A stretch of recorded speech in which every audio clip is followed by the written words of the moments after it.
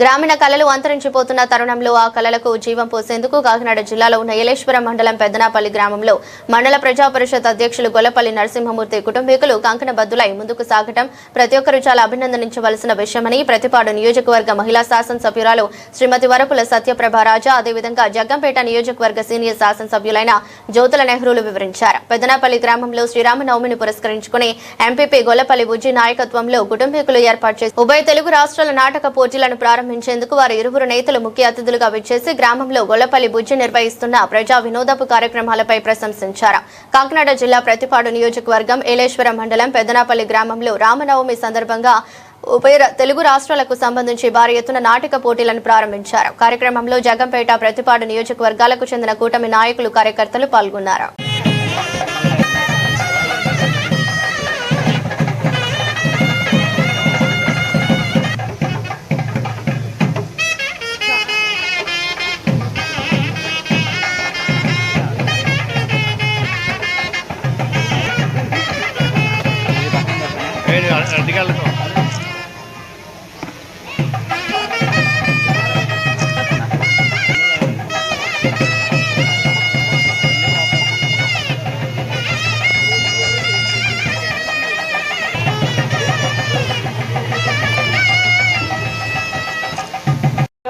మరింతగా ఇటువంటి కార్యక్రమాలని చేయాలి, వారికి కళాకారుల్ని ప్రోత్సహించాలని చెప్పి ఈ సందర్భంగా నిర్వాహకులకు తెలియజేసుకుంటూ ఇందాక పెద్దలందరూ చెప్పడం జరిగింది.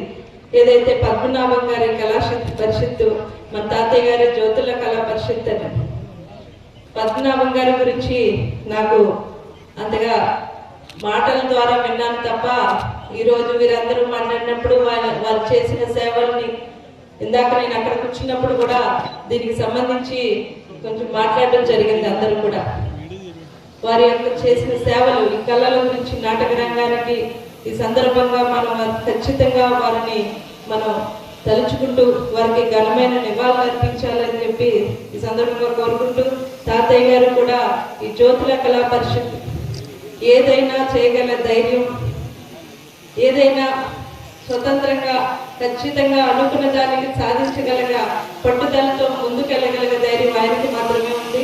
ఇటువంటి రంగాలను మరింతగా వారు కూడా ప్రోత్సహించి మరింతగా ముందుకు తీసుకెళ్లాలని కోరుకుంటూ, ఇకపోతే మన సోదరులు బుజ్జి గారు అతను వచ్చి తన తండ్రి పోయాడనేటటువంటి ఫీలింగ్ ఎక్కడా కనపడకుండా పాత్రలో లీనమైపోయి గత సంవత్సరాల్లో నాటకాల్లో ఏ రకంగా నటించాడో అదే రకమైనటువంటి నటనా ప్రాచుర్యాన్ని ఇచ్చినటువంటి పరిస్థితుల్లో, అంటే కళాకారుడు అంత క్రమశిక్షణతో ఉంటాడు, అంత కట్టుబడి ఉంటాడు, అన్నీ త్యాగం చేసి ఇవాళకి కూడా అతను కళాకారుడిగానే జీవిస్తున్నటువంటి పరిస్థితి అయితే మారింది. కళల్లో మార్పులు వచ్చినటువంటి పరిస్థితుల్లో ఇవాళ టీవీలకి పరిమితం అయిపోయినటువంటి విధానంలో తప్పనిసరి పరిస్థితుల్లో వీళ్ళందరూ కూడా కళాకారులుగా కళ మీద ఉన్నటువంటి అభిమానంతో వాళ్ళు ఆర్థిక సంపాదన కోసం మాత్రం కాదు, ఇవాళ టీవీ కళాకారులుగా మారిపోయినటువంటి పరిస్థితి. అయితే ఇక్కడ నాకు చాలా సంతోషంగా ఉంది. మళ్ళీ పాత రోజులు గుర్తొస్తున్నాయి.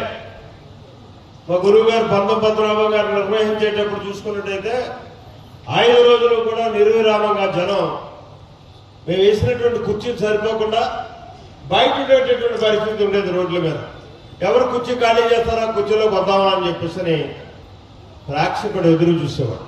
ఆ రోజు రాత్రి 8 గంటలకు నాటకాలు ప్రారంభమవుతుంటే 5 గంటలకు వచ్చి కూర్చున్న వారు కుర్చీలు ఖాళీ ఉండవేమో అని చెప్పేసి అంత ఇదిగా ప్రేక్షకుల ఆదరణ ఉండేది ఆ రోజుల్లో.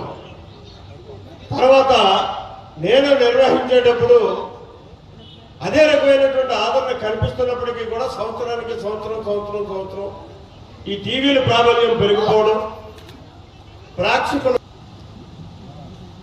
కానీ మళ్ళీ ఈ గొల్లపల్లి చెల్లయ్య మెమోరియల్ కళా పరిషత్తుని చూస్తే మళ్ళీ ఆశలు సిగురుస్తున్నాయి.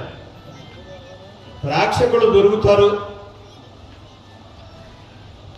మళ్ళీ నాటక కళకి మంచి భవిష్యత్తు ఇస్తున్నారు. మనం కూడా నాటకాలు నిర్వహించేమో అనేటటువంటి ఆశ కల్పించాడు మా బుజ్జి ఇవాళ.